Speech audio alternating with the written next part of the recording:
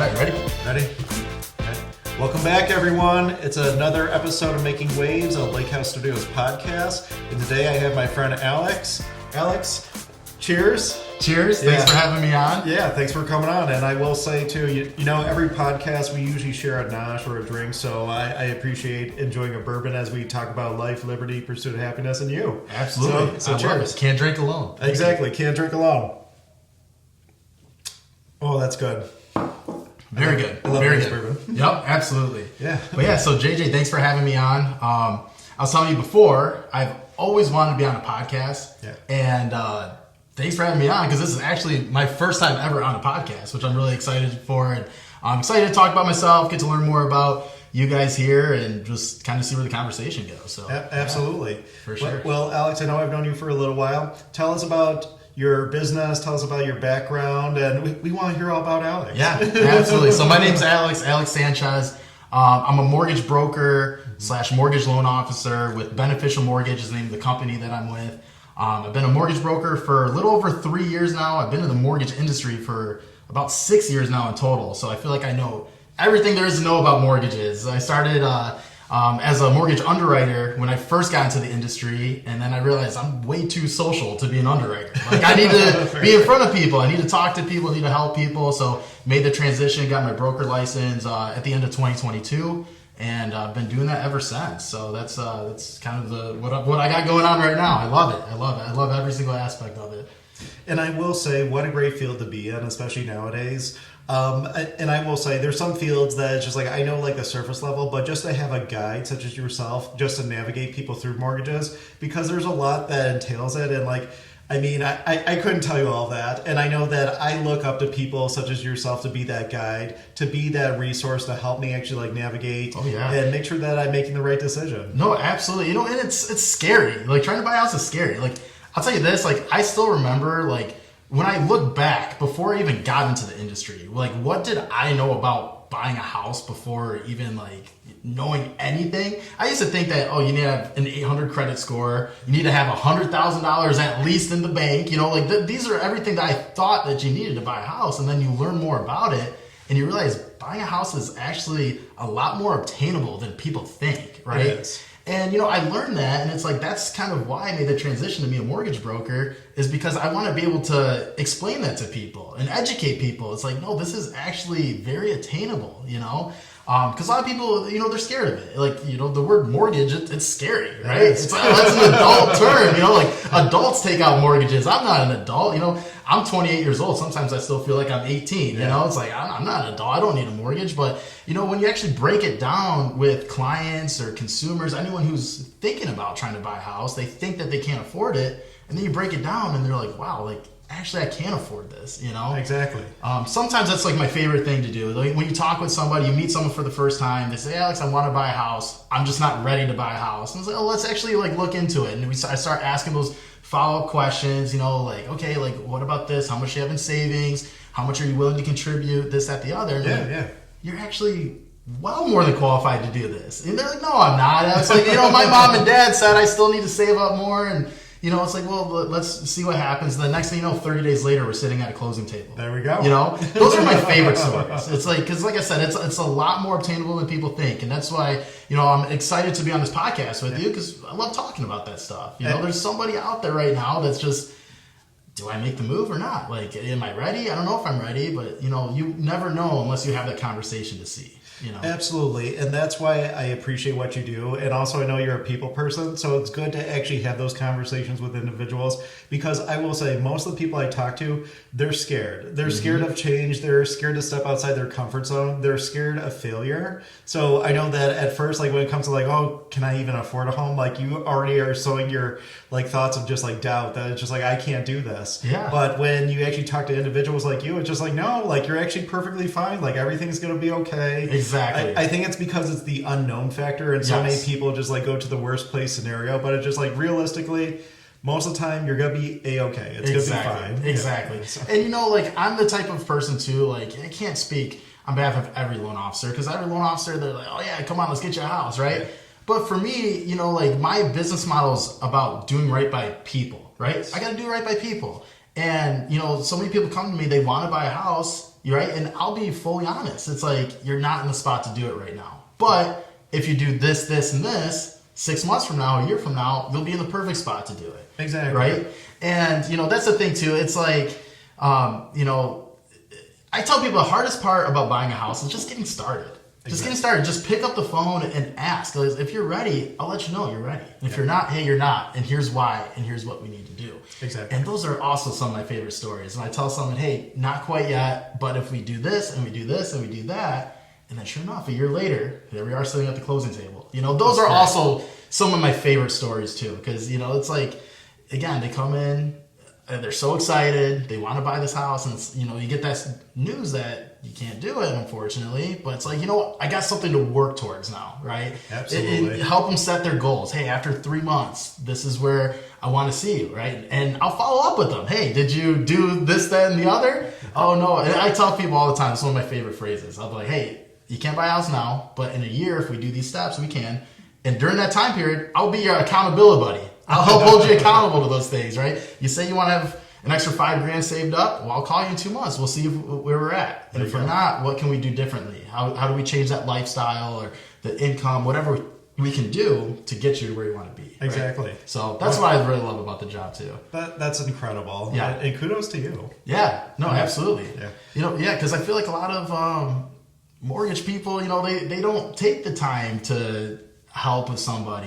That's, like I said, my business model is all about doing right by people, and the business will follow, right? Exactly. Something I tell people all the time: if you're passionate about what you do, don't worry about the money. It will take some time, but the money will eventually find you, and the people will find you.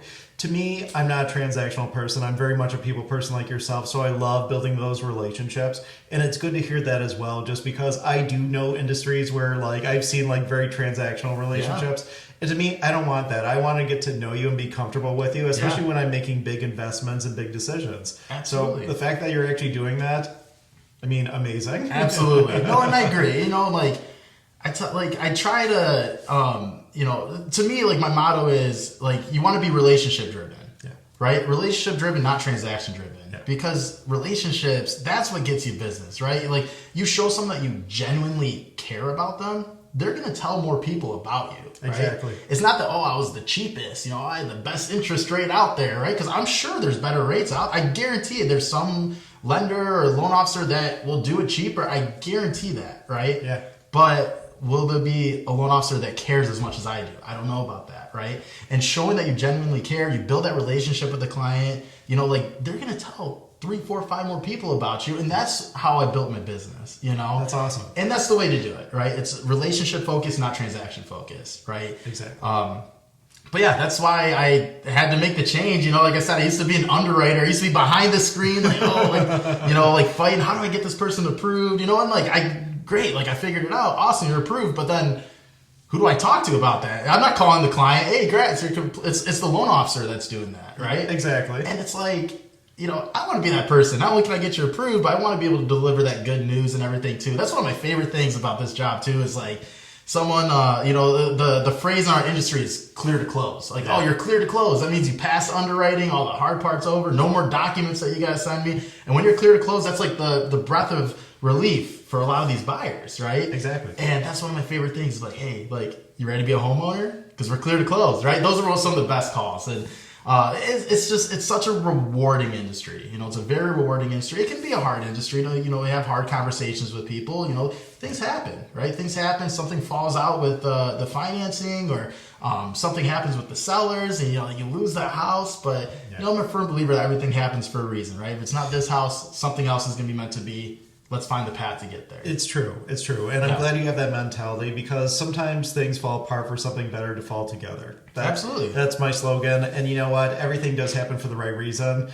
Sometimes life takes us in weird directions, but you know what? It always works out. Always works out. It does. And believe it or not, JJ, I'm glad that you mentioned that, because I say this all the time. People ask me that. So why are you a mortgage broker? Why are you in the mortgage world? It's not like I woke up one day and said, you know what? I want to go get my LO license today. That was not the case whatsoever. Actually, my calling, for what I thought my calling was to be a high school math teacher. Yeah. I used to be the biggest nerd when it came to math back in high school. I used to love AP calculus. That was my class. I used to skip lunch. I'd go to the library and teach my classmates about the assignment from yesterday because I was so passionate about it. I love that stuff. And, my teachers in high school were like, Alex, like, you should really think about becoming a teacher. You're great at it. You have a passion for it. Like, you should do it. And I'm like, you know what? You're right. I'm going to do it.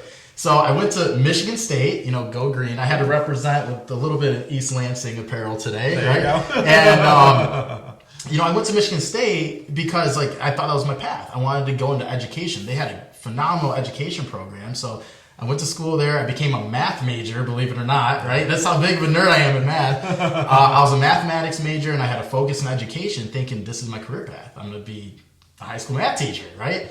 And, we come back to the topic of everything that happens in life, it happens for a reason, right? I remember this was what I'm going to do. I'm fixated at it. I was telling my parents, I'm telling my friends, I'm going to be a teacher. That's what I'm going to school for.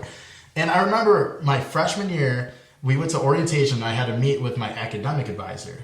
And he had the conversation with me, okay, well, if education doesn't work out, what's your backup? And I'm like, what do you mean? It's going to work out. There is no backup. Yeah. And they're like, well, just in case, we should probably throw some other classes in case you change your mind. I'm like, I'm not going to change my mind. But, you know what's best. You're the advisor. I'll listen to you. So exactly. He signed me up for an economics class, right?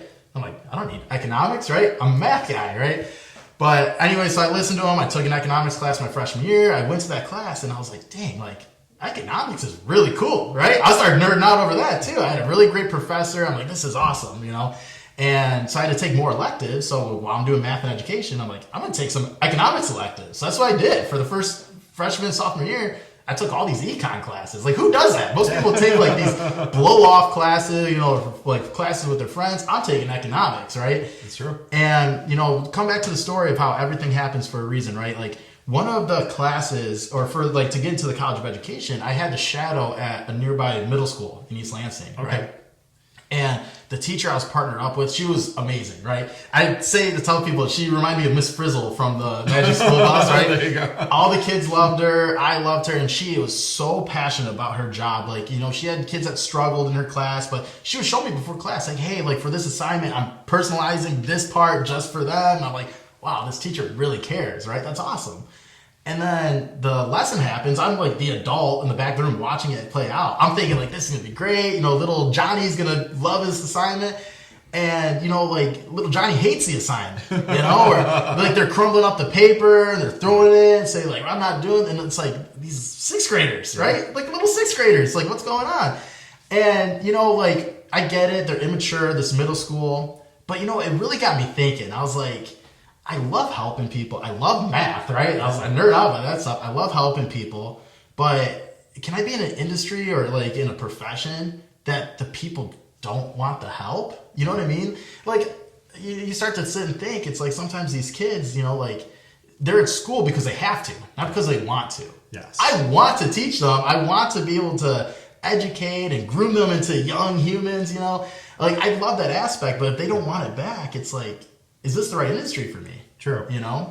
So it really made me do a lot of thinking. And then, I talked to my advisor about it. This is the thoughts I'm having, what's going on. And he's like, well, remember those economics classes we took? How are those going? I was like, I love it, right?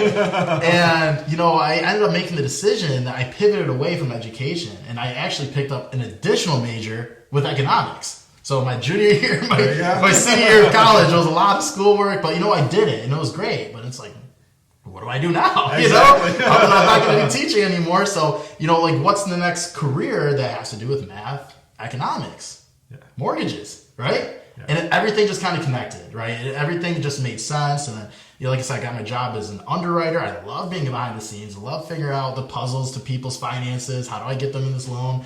But I hated the antisocial aspect of being an underwriter, So that's kind of why I pivoted to do what I do now. It's a perfect combination of what I did in school, and I get to be face to face with so many people and helping people. It's amazing, And I come back to, if I never had that experience with, that middle school teacher or that middle school classroom, I wouldn't be in the situation that I'm in right now. I'd be teaching calculus somewhere, right? Maybe miserable. I don't know, But everything happens for a reason, and that's kind of my story, my background, how I got into here, and I wouldn't change anything about it.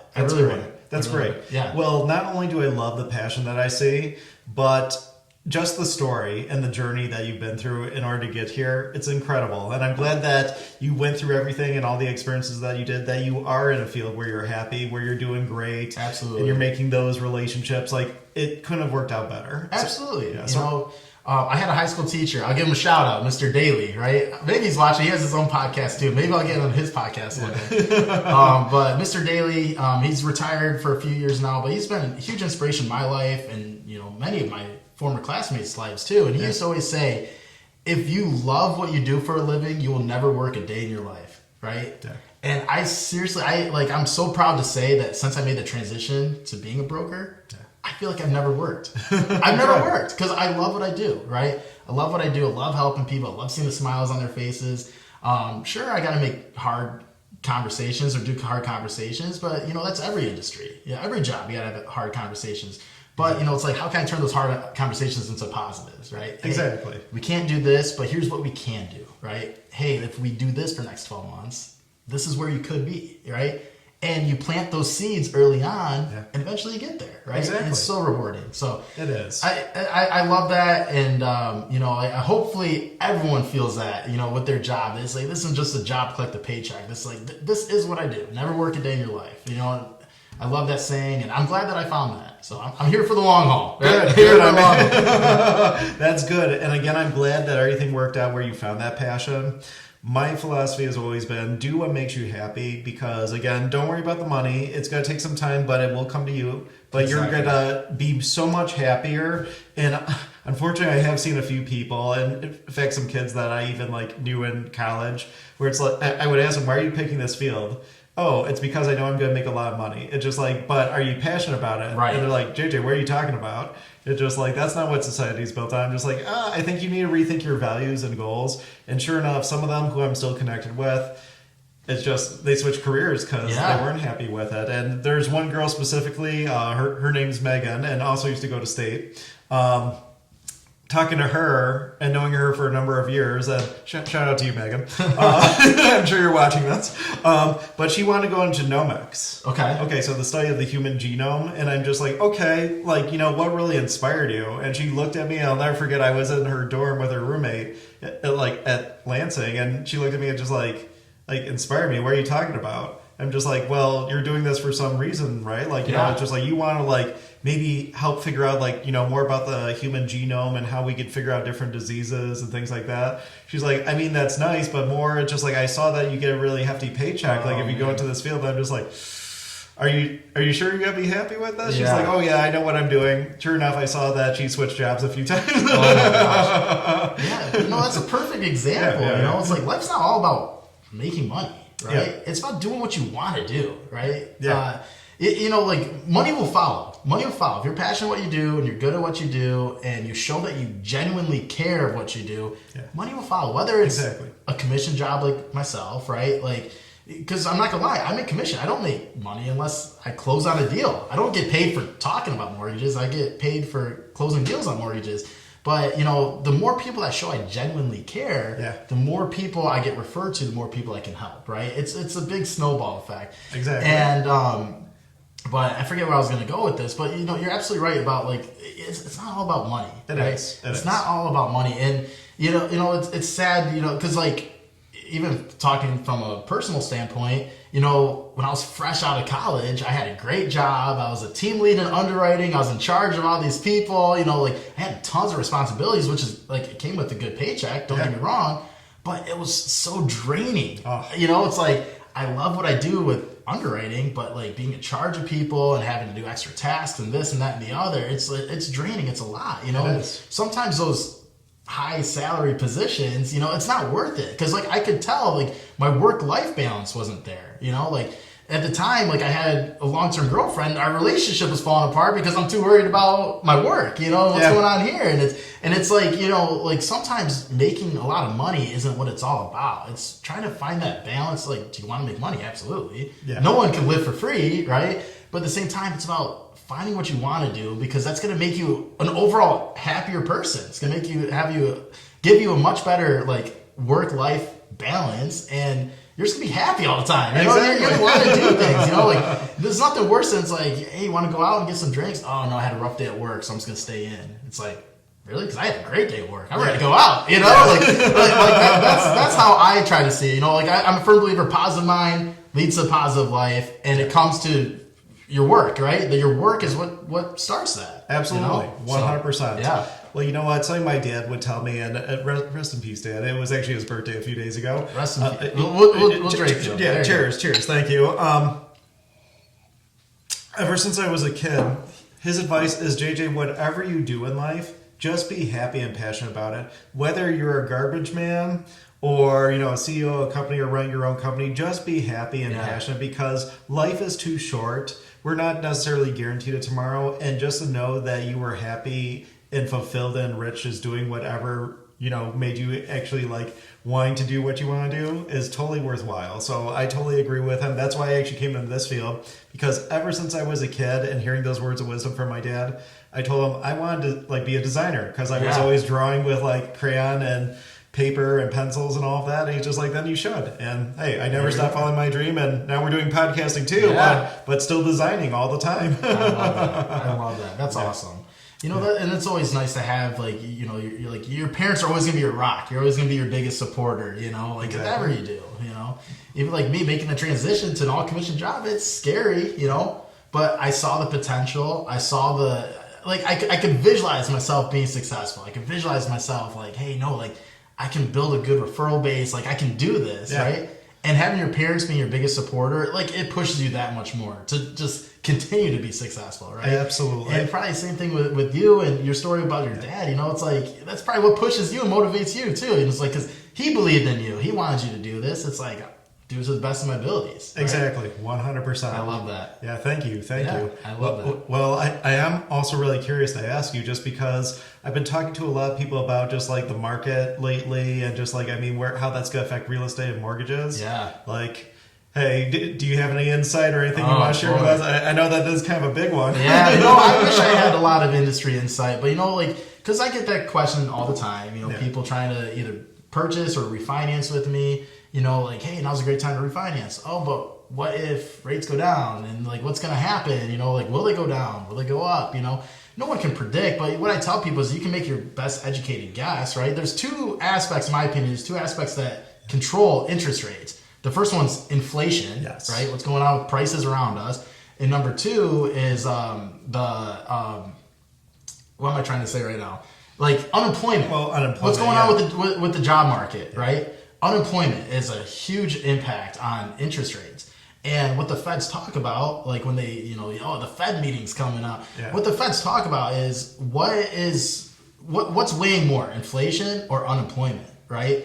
Because the more people who are unemployed, the better interest rates get, right? Because there's less people working, the government wants the economy to keep circulating. So by dropping rates, more money can be borrowed, more money can be spent. Exactly. Right? So if unemployment's high, you're probably going to see interest rates come down. But vice versa, if inflation is high, prices are high, you're probably going to see interest rates go up because they want less money circulating. So these companies drive their prices down, right? Their goods and services. So it's like the question is, what's more important? Do we want to make sure that the job market's secure, right? Like with the unemployment so people can live, or do we want the cost of living to come down, you know? And, you know, it's like, it's a big, like, we don't know, right? Like every month, you know, the government, the feds, like they choose, this month we're going to choose inflation. This month we're going to choose unemployment, you know? So it's hard to say. It's this huge balancing act. What do I think is going to happen? I don't know. But you know what I tell people is, like, when people ask me, when's the right time to buy a house? And my answer is always, whenever you're ready. Exactly. Whenever you're ready, right? Who cares what interest rates are? If you're ready now, let's buy now. Because a house is an asset. Believe it or not, people think, a house is a liability. I have a mortgage payment.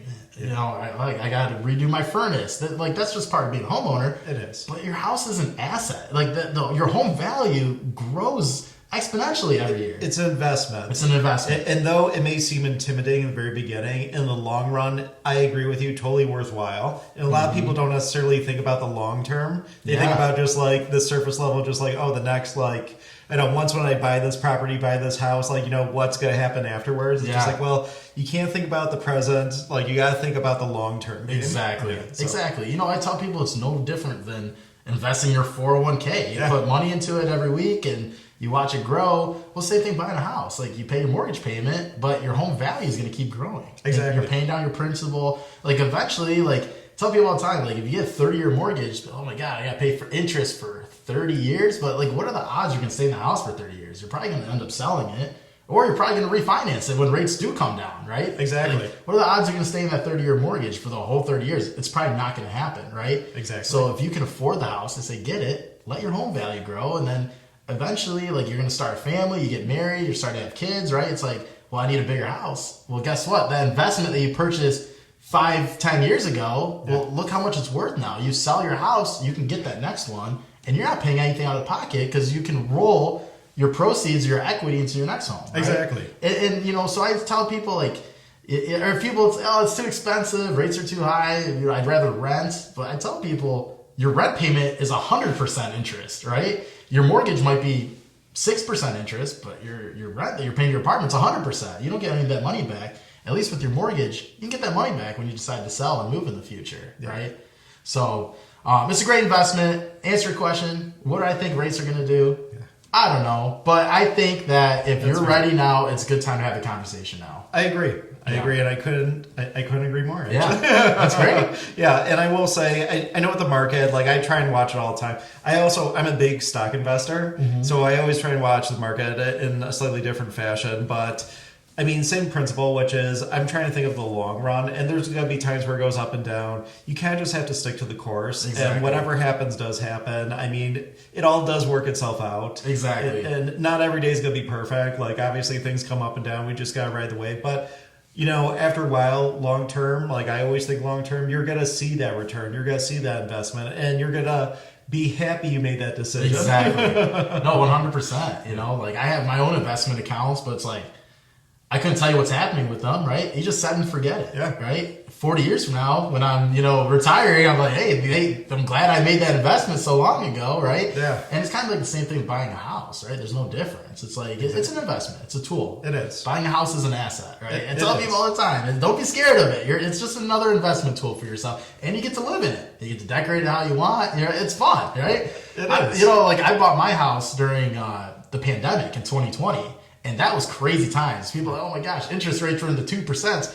Yeah, but you don't understand when you're trying to buy a house in the pandemic, you got like 20, 30 offers on one singular house. Yeah. That was difficult, right? It is. But you know what? Like I probably put 10, 15 offers out before I finally got my house accepted, or my offer accepted, I should say. But it comes back to the whole topic of everything happens for a reason, right? Yeah. Like I was putting offers on these houses, they weren't getting accepted, but now I end up in my house I'm in. Like this is the house I was supposed to be in, right?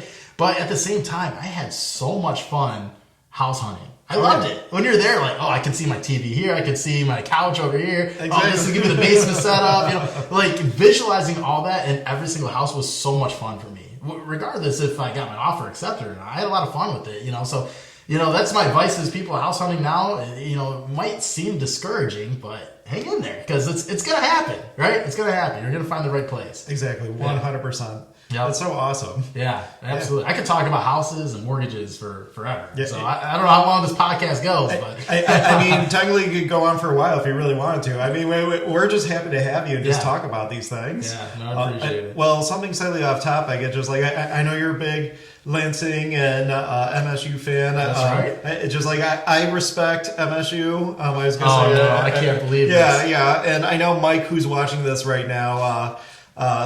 We used to have this debate all the time because I would always come in with my U of M jerseys and he would always come out with his state jersey and poke fun at me. I'm just like, Mike, that's so funny. Just remember, I'm supposed to write your check this Friday. I might forget, so just be careful. That's awesome. That's awesome. Yeah, but I just wanted, I know that you brought up, but I just wanted to talk about that really quick too. Oh yeah.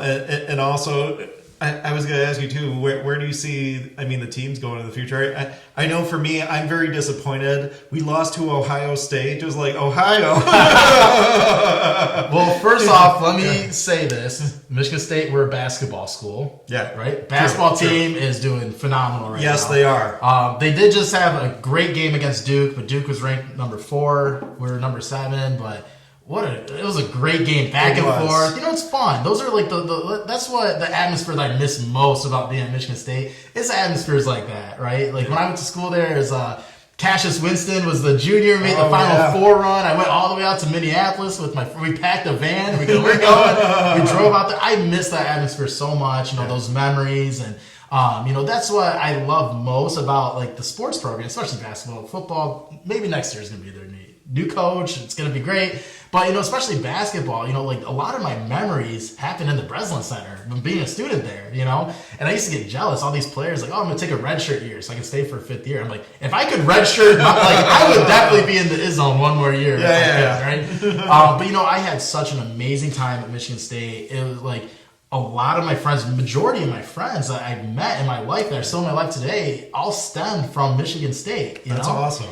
And, don't get me wrong, I still have my high school friends, and we see each other all the time. Love my high school friends. But, it's something different, that connection that you have when you're at Michigan State. They tell you when you go away to college, you're going to meet all these like-minded people. Yeah. And, I'm a little like a senior in high school, I got my friends here. Yeah. But then, that statement is so true. You meet so many people that, they think alike, just like you. They have the same interests, sports or... Yeah. Math, talking about being a math nerd. You meet all these math nerds, and, like you connect over something. And it's like a special bond that you don't feel. Yeah. You know what I mean? Hopefully that's all making sense. But we all share the same experience, like being like on campus together, first time away from home. You have this kind of like shared, like I wouldn't use the word trauma really, but you have the shared experiences of just like, hey, this is my first time on our own, like, hey, let's get through this together, let's study for our homework together, and that's where your closest bonds like get to build, And I've already stood in a couple weddings of some friends of mine that I met, 3 of them to be honest. I officiated one of my buddies' weddings, all from Michigan State, and that's I think what I appreciate the most about the college is just the connections that you make, the relationships that you build, and those are lifelong bonds that they're gonna stay with you forever. Absolutely. So I really value my time at Michigan State. I love being there. It's just something about the campus. It's great. It is a great campus. I will say that. And I go out there still every once in a while. It's lovely. Oh, it's great. Any excuse I have to go to MSU, I'm there, right? So I was, hey, you know what? I was thinking about going. Yep, you don't have to think anymore. I'm coming with you. Let's go. Yeah. So I love my time there. So many great memories. But it goes by so fast, I tell people all the time, my 4 years in college were the best 4 years of my life. I love what I do right now for my career, but college was just fun. It was your last time of being young. You're with your friends 24/7. It was so much fun. It was. No responsibilities other than your schoolwork. I had some hard classes, so I had a lot of responsibilities. But as soon as that textbook closed, we had some fun. We had a really good time with my roommates and I. But I miss those memories a lot. I love my time there, and I think back about it all the time. So that's awesome. Yeah, can't say the same about U of M. I don't know if people who go to U of M have the same experiences, but right. That's a different story. Well, you know what? Some of my friends and my sister went to U of M Ann Arbor, and I would come see her all the time. I do like the campus. I will say it's a little bit sometimes hard to navigate with all the one-ways. Oh, yeah. So I will say that part's a little bit frustrating, but you know what? I respect both teams. I respect both universities. They're phenomenal at what they do. Absolutely. And we're very well respected. And even our teams are doing great. Though, what happened? We lost to Ohio. Ohio. Well, for me, I would say the enemy of my enemy is my friend. Yeah. And Michigan State rivalry. So I'm like, I guess I'll root for Ohio State when we play each other. I can't root for Michigan. But like you said, it's all for fun. It's great. That college experience is just seeing the. I can say kids now because I'm 28. These guys are 20 years old out there in a football field, but seeing them compete, giving it their all, there's something about the college level of sports versus the pros. It's like that intensity still there in the college athletes, and I think that's so much fun, right? Oh, yeah. That's what makes it so much fun. Such a fun atmosphere, fun rivalry, because there's so much passion to it. Exactly. Maybe in the pros you see some passion, but it's not the same level, But people ask me, it's what's your favorite sport? I love baseball. Baseball is my favorite. Actually, we might be able to get into that. I actually coach a JV baseball team in the spring. That's so awesome. For high school.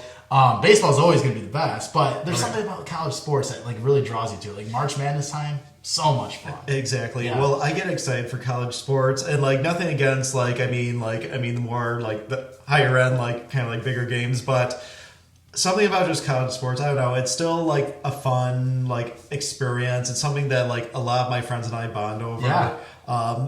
I don't know. There's something just magical about Oh yeah, and the trash talking is always so much fun. Exactly. Oh, it's great. And then when your team loses, you gotta shut your mouth for a year. That's not so much fun, but you know, it's something magical about it for sure. Exactly. But yeah, go ahead. Well, I was gonna ask you too. I mean, you've had quite a bit of experience, and like it's been an amazing journey. I will say, just hearing your story and just like your adventure of just like, I mean, through college, just getting to where you are right now.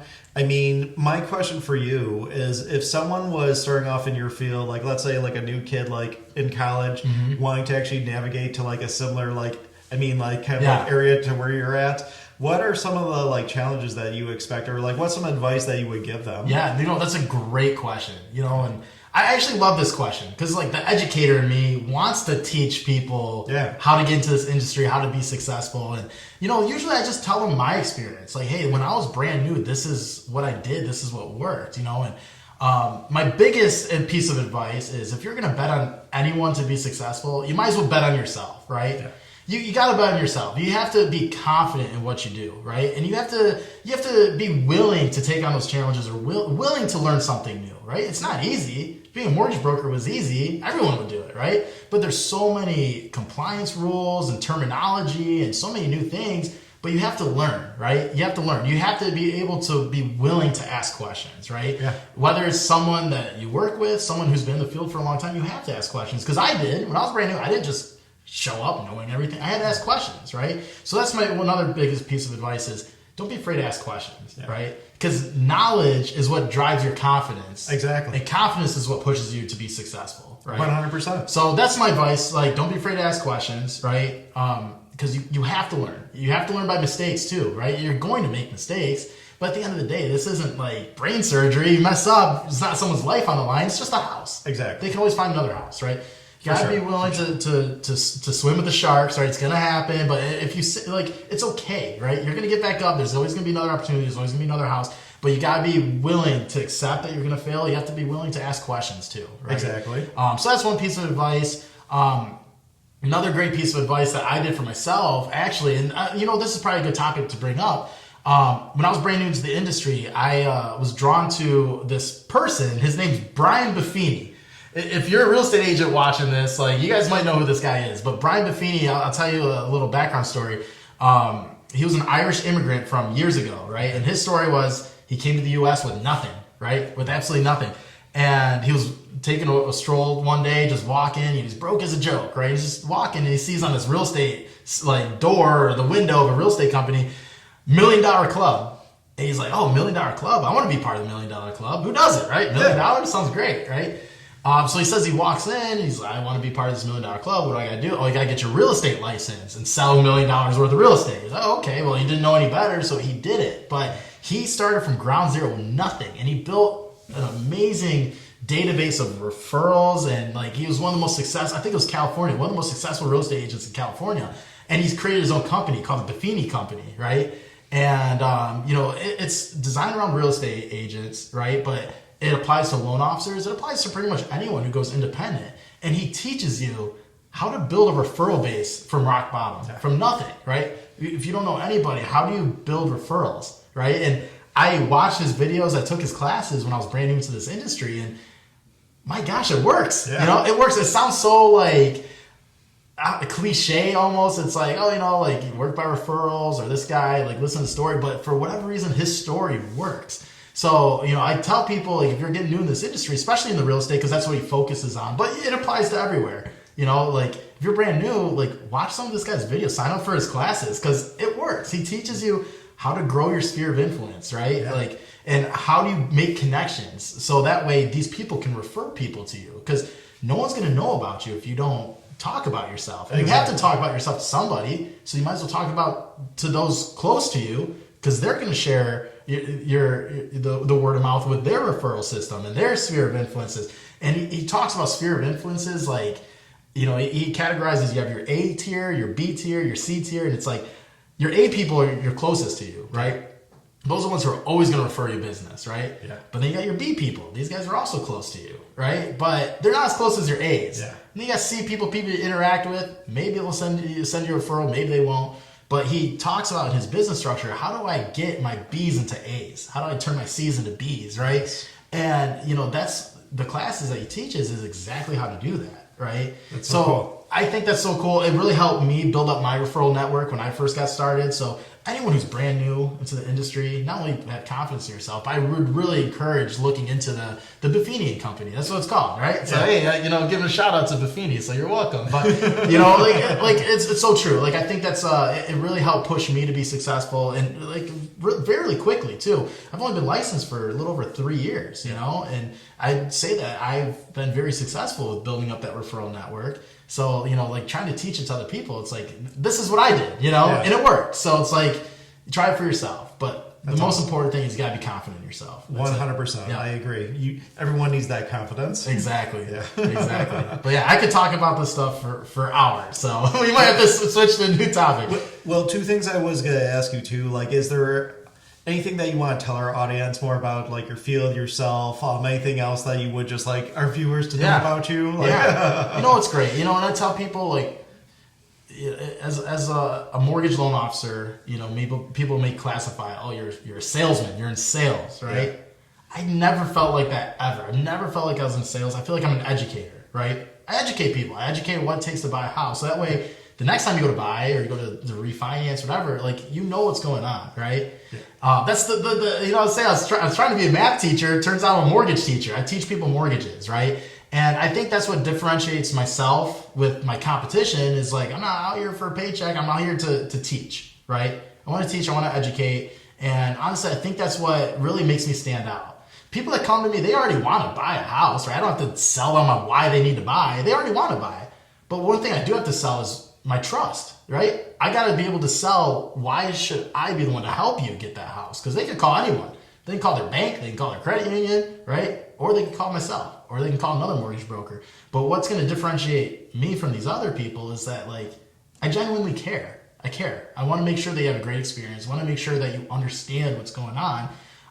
Because not only will that get them to closing, but it's going to get me referrals too. Exactly. Right? So that's what the biggest thing is. I truly feel like I genuinely care about my clients and their success and making sure I set them up for success. So if anything, what do I want to get from this? It's like that's my differentiator, right? I genuinely care about my clients and what they got going on. So, that's awesome. To me, that's the greatest element of them all, which is just caring for your customers, not just being transactional, but actually putting in the time, the effort to actually make that relationship with that customer, build that relationship, and really connect with them. So, absolutely. Yeah, good for you. Yeah, no thanks. I have people that call me like, hey, Alex, my homeowner's insurance is doing this. And I'm like, okay, well, I'm a mortgage broker, but sure. I'm just glad that you thought about me. Right? Exactly. Isn't that awesome? It's like you build up that level of trust that, months down the line or even years down the line, they're still thinking to call me about certain issues with their home. Might not be finances or they're financial related, but they're thinking of me. They're not thinking about their insurance agent. They're thinking of me. And I know when that happens, I know that I did a great job, right? I did a great job of setting them up for that success or giving them that great experience, So, but that's it. That's my goal. Then my goal is to I tell myself this too. I may be working with 10 people at a time, might be working with 5 people at a time, 15 people at a time. Doesn't matter. My goal is I want everyone to feel like they're my only client. And if I can accomplish that, that means I know I did a great job with that individual. Right? Exactly. 100%. Yeah, absolutely. That's awesome. Yeah. That's awesome. And then my final question is... So my final question is, how can we find you? How can we check you out online? What's the best way to actually get a hold of you? Absolutely. Yeah. Facebook. I love Facebook, right? So people the boomers are on Facebook. I'm always on Facebook. Facebook Reels is where you can find me, right? But also, I post a lot of my social media on my Facebook account. You can always reach me by email. My email is alex@bnfmtg.com, like alex@beneficialmortgage.com, or just call me. I got my cell phone. Text me, call me, 586-899-9496. But for the most part, follow me on Facebook, Alex Sanchez. That's where I post most of my content. A lot of my content is just success stories, right? clients closing on their homes, like photos of their closing, or maybe like a 5-star review that I got, right? You know, sometimes you got to brag about yourself a little bit, but those are the things that make you feel good. So I would say Facebook's probably the best way to find me. Perfect. Or just shoot me a text. Yeah. I love texting. I'm young, right? I'm still young, right? I'm on the border millennial versus Gen Z, you know? So, but yeah, I'd say text, Facebook, call. That's awesome. Yeah. That's awesome. Great. Well, good. Well, I appreciate you coming out, Alex. You're good people. I've known you for a while now, and I will say definitely check out Alex. He is so knowledgeable and good at what he does. I highly recommend him. Yeah. And also, thank you again for a bourbon. Yes, I drink all mine. Okay, cheers anyways. Okay, well, cheers. And also, thank you for coming out. Yes. Definitely check out Alex and stay tuned for another Making Waves podcast. And take care. Yes, thanks guys.